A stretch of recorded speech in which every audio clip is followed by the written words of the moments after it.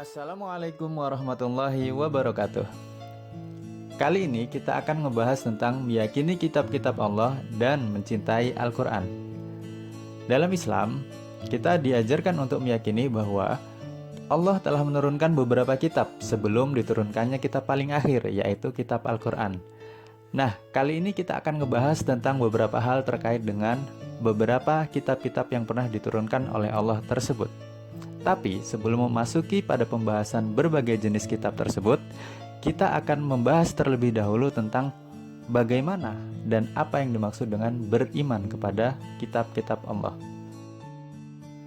Iman kepada Allah berarti percaya dan yakin dengan sepenuh hati bahwa Allah Subhanahu wa Ta'ala telah menurunkan kitab-kitabnya kepada para rasulnya untuk diajarkan kepada umatnya dalam membimbing mereka.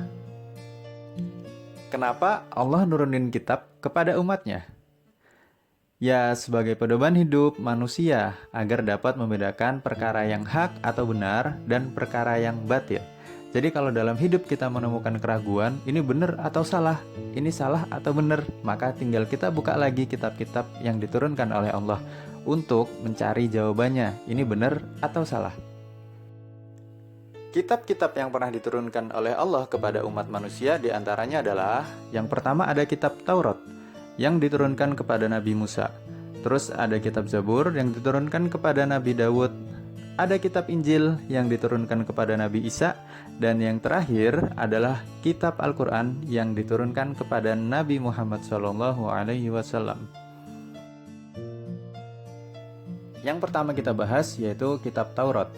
Kitab ini diberikan oleh Allah kepada Nabi Musa untuk diajarkan kepada umatnya yaitu Bani Israel.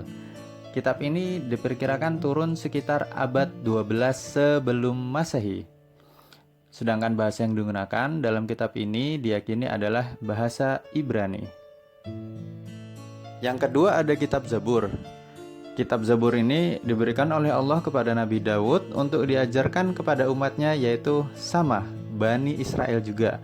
Hanya saja pada penurunannya yaitu pada abad 10 sebelum Masehi. Jadi selisih 2 abad dengan diturunkannya kitab Taurat. Bahasa yang digunakan dalam kitab ini diyakini oleh orang Islam merupakan bahasa Kipti. Selanjutnya ada kitab Injil. Kitab Injil untuk saat ini dikenal sebagai kitab sucinya agama Kristen ataupun Katolik. Dalam versi Islam atau yang wajib kita yakini, kitab Injil ini diberikan oleh Allah kepada Nabi Isa untuk diajarkan kepada umatnya yaitu kaum Nasrani. Kitab ini diperkirakan turun pada awal dibentuknya atau diberlakukannya tahun Masehi. Bahasa yang digunakan dalam kitab ini diyakini berbahasa Suryani pada awalnya. Yang terakhir adalah kitab Al-Quran.